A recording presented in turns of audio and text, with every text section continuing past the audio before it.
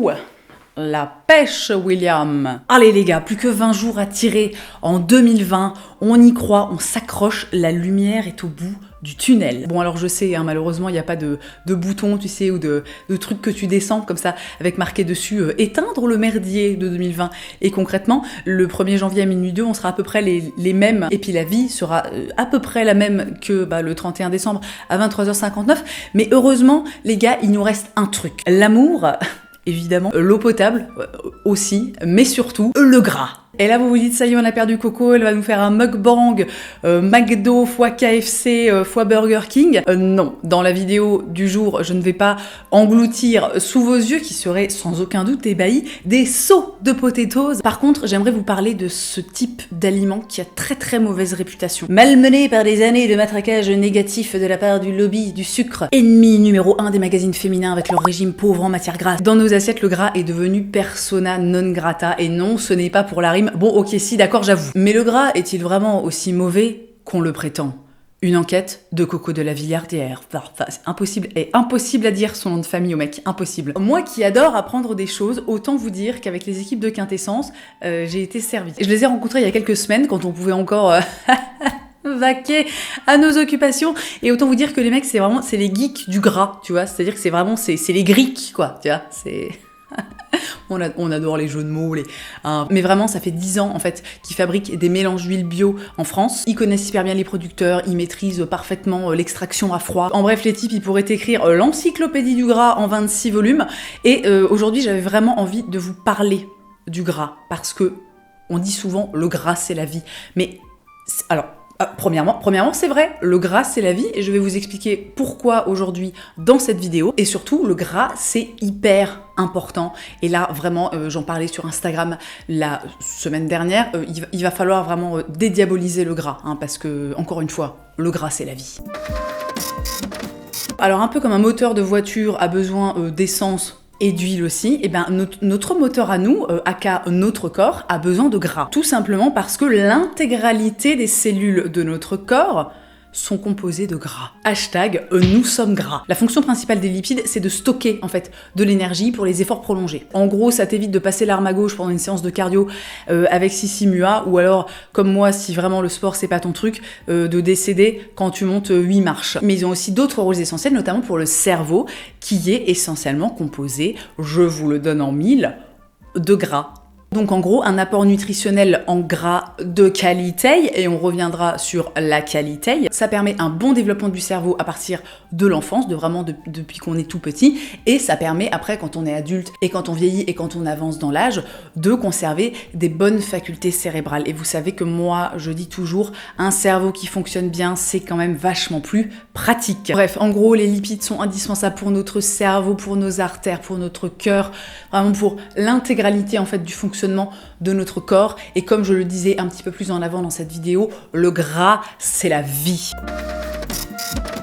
Nous y voilà. Donc évidemment la question c'est, est-ce que je peux m'enfiler un sneakers à la place d'une cuillère d'huile de foie de morue? Alors là je pense que malheureusement on connaît tous la réponse, hein, sinon je pense que les Milky Way seraient remboursés par la sécurité sociale. Mais on va quand même creuser un petit peu plus loin, juste pour l'amour de la science et de l'apprentissage et des découvertes. Il y a différents types de gras, à commencer par le mauvais gras, hein. Si tu veux un petit peu l'équivalent des cancres du fond de la classe, que tu sais, d'un côté t'as un peu envie de traîner avec eux comme ça, puis tu sais de l'autre côté que vraiment c'est pas du tout une bonne idée. Ces gras-là, c'est les graisses saturées et les graisses raffinées qui sont souvent utilisées par l'industrie agroalimentaire. Au rayon des graisses saturées, on va principalement retrouver les graisses animales, à savoir la charcuterie, le beurre, la crème et certaines huiles comme l'huile de palme, l'huile de coco, l'huile d'arachide. Ces graisses-là, techniquement, on peut en consommer, mais il faut vraiment les consommer avec modération, sinon elles vont tout simplement avoir tendance à encrasser nos artères. Au rayon des graisses raffinées, on va retrouver par exemple des huiles non bio vendues dans les supermarchés, les graisses de viennoiserie, de pizza, de quiche et autres aliments du genre. Comme souvent, les industriels cherchent surtout des avantages au niveau de la texture, au niveau du coût qui va être très bas. Au niveau aussi de la conservation, alors du coup niveau nutrition, c'est vraiment tu te fais recaler comme si tu essaies de rentrer en boîte de nuit avec des baskets, et ça s'explique assez simplement puisque ces huiles pendant leur préparation entre guillemets, elles vont être chauffées, elles vont être lessivées, elles vont être filtrées, elles vont même être décolorées, ce qui au final va te donner une huile qui a vraiment perdu en fait tout son intérêt nutritionnel, enfin ou quasiment tout son intérêt nutritionnel. La deuxième famille de lipides, ça va être les acides gras essentiels ou insaturés. Les bons gras qu'on retrouve par exemple dans les fruits à coque, dans les poissons, dans les huiles aussi qui vont être bio et pressées à froid. Ces acides gras essentiels sont riches en oméga 3, en oméga 6, en oméga 9, en DHA qui est un petit peu, si tu veux, l'oméga 3 du cerveau. C'est un petit peu ton gras sûr. J'espère que vous avez la ref parce que sinon vraiment cette vanne va faire un bide absolu. Comme notre organisme en fait de lui-même, il ne produit pas ces acides gras essentiels, et ben voilà, tout simplement, il faut les ajouter, il faut les donner à notre corps, il faut les ajouter à notre alimentation. Quand on n'a pas bac+16 en nutrition et en alimentation, c'est vrai que c'est un petit peu difficile de savoir quelles huiles, enfin quels gras en fait consommer, comment les intégrer dans notre alimentation, quelle quantité, etc. Surtout qu'en fait nos besoins évoluent constamment tout au cours de notre vie. Voilà, vraiment les besoins d'un petit bébé, ça va pas être les mêmes que moi par exemple qui ai presque 34 ans ou qu'une personne qui en a 80. Et c'est en fait précisément pour ça à la base que Quintessence a été créé. Ils ont développé avec des nutritionnistes 5 huiles qui sont bio, qui sont pressées à froid, des trucs ultra pointus si tu veux en matière de composition et qui vont en fait répondre à nos besoins en fait en fonction de là où on en est dans notre vie quoi. Chaque produit couvre exactement nos besoins avec la bonne association et le bon dosage d'huile. Par exemple, ils ont un truc alors que moi je trouve génial et que je ne connaissais pas quand j'étais enceinte.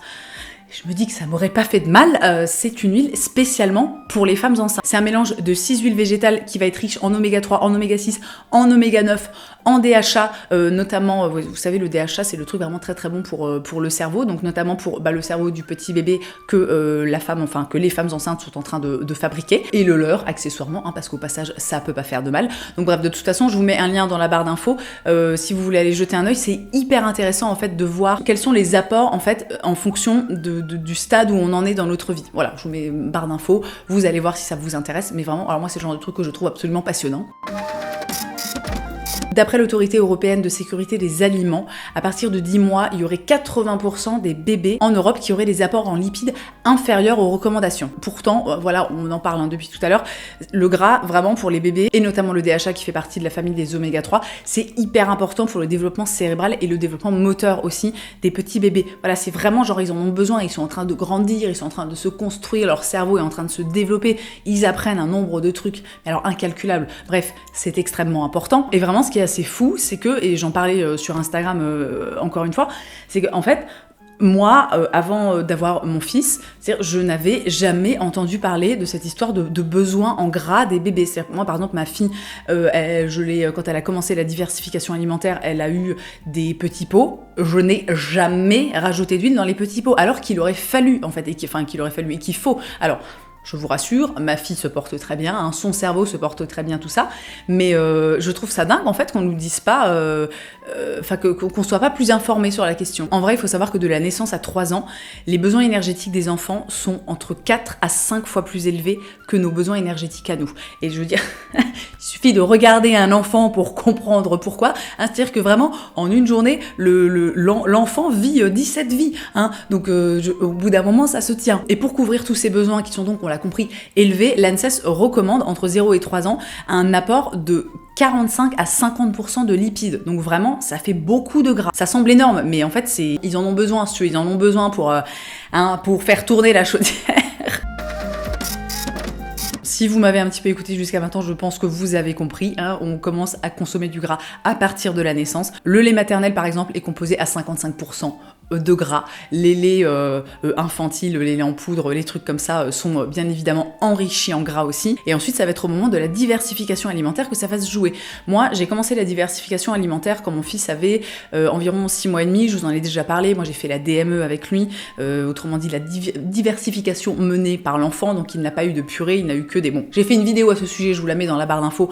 Là, c'est pas le sujet aujourd'hui. Mais toujours est-il que c'est, en fait, à partir de ce moment-là, vraiment à partir du moment où il a commencé à manger solide, j'ai commencé à utiliser l'huile bébé de Quintessence, qui est ici d'ailleurs, soit dit en passant, hein, voilà. Et pour tout vous dire, moi j'ai vraiment découvert cette huile totalement par hasard, je ne travaillais pas avec Quintessence à l'époque, et vraiment je l'ai trouvée dans mon magasin bio, je me suis dit oh là là mon dieu c'est génial, après j'ai commencé un petit peu à me renseigner, tout ça, mais bon voilà, bon c'était petite anecdote. Donc c'est un mélange qui contient 5 huiles, qui est donc recommandé de 4 à 36 mois, ça contient de l'huile de colza vierge, du tournesol oléique, du tournesol tout court, du lin vierge, de l'huile marine riche en DHA. Et vraiment en fait c'est la seule huile qui va apporter tout exactement la même chose que le lait maternel. Donc moi, à l'époque, voilà, où il mangeait des morceaux, par exemple, je sais pas, il avait des morceaux de patates douces, j'en mettais un petit peu dessus. Pareil, dans ma story la semaine dernière, donc j'ai expliqué qu'il mange beaucoup de pâtes, hein, ces derniers temps, des pâtes, des patates, des pâtes, des patates. Donc moi, c'est très simple, en fait, je rajoute de l'huile. En fait, j'essaie d'en rajouter à quasiment tous ces repas, alors pas le goûter, hein, on est d'accord, mais voilà, c'est vraiment, je rajoute une petite cuillère par-ci, une petite cuillère par-là. Elle est hyper douce au niveau du goût, parce que évidemment, je l'ai goûté, hein, même si je ne suis pas un bébé. Il n'y a vraiment pas besoin d'en mettre beaucoup. Voilà, moi je vous dis, alors je prends pas à chaque fois la cuillère à café, mais en gros une cuillère à café par repas, ça suffit en fait largement à couvrir les besoins. Et ensuite, je pense que vous avez compris, mais je vais insister parce que vraiment c'est très important. Il est recommandé tout au long de la vie d'intégrer l'équivalent de 3 cuillères à soupe de bon gras dans son alimentation. Vraiment, genre tous les jours, toutes les semaines, toute la vie. Donc si vous avez envie de découvrir les huiles Quintessence, c'est très simple, elles sont disponibles dans tous les magasins bio et dans toutes les boutiques en ligne bio qui existent sur internet de type Greenwiz, Casidomi, etc. Je vous mets de toute façon plein de liens dans la barre d'infos, n'hésitez pas à aller voir. Et pour conclure cette vidéo, j'ai envie de dire, pensez à bien vous huiler le cerveau au sens propre comme au sens figuré. J'ai fait le tour de ce sujet gras, donc j'espère que cette vidéo vous aura plu, j'espère surtout qu'elle vous aura appris des choses, que voilà, si par exemple vous ne saviez pas qu'il fallait absolument donner du gras au bébé, mais surtout en plus de ça, en consommer tout au long de sa vie, j'espère qu'au moins ça vous aura appris eh bien, cette petite chose et que on se retrouvera tous avec des cerveaux bien huilés et qui fonctionnent bien. Si cette vidéo vous a plu, n'hésitez pas à me laisser un petit pouce en l'air, n'hésitez pas aussi à me le dire dans les commentaires parce que ça me fait toujours extrêmement plaisir. Dans tous les cas, merci d'avoir passé ce petit moment avec moi, je vous souhaite une très belle journée, je vous embrasse et je vous dis à la prochaine.